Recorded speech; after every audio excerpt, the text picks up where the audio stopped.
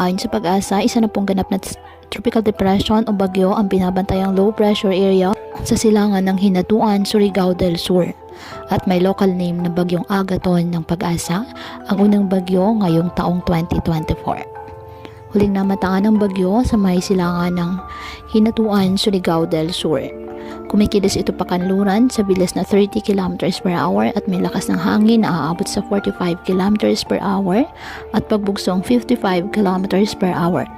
Dahil po dito, nakatas na ang Tropical Cyclone Wind Signal number 1 sa Eastern Samar, Dinagat Islands, Siargao Islands at Bocas Grande Islands.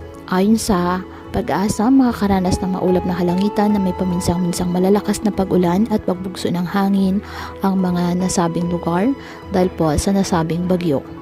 Base naman sa forecast track ng Pag-asa, inaasahang lalapit ang bagyo sa Eastern Visayas bukas ng umaga at mas lalakas hanggang maging tropical storm category pagsapit ng alas 2 ng hapon. Malaki rin ang posibilidad na maglandfall ito sa nasabing lugar, particular na po sa Eastern Samar, Northern Samar at Samar provinces. Mas lalapit rin ito sa Bicol region at inaasang magiging severe tropical storm pagsapit ng linggo at bago lumabas ng bansa ay magiging typhoon category ito.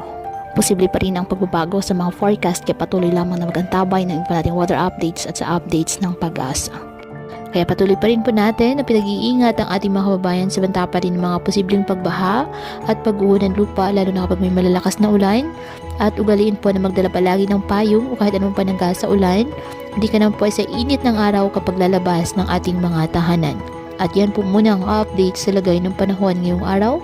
Muli patuloy po tayo na mag-ingat at palaging tandaan, God loves you. Stay safe and God bless.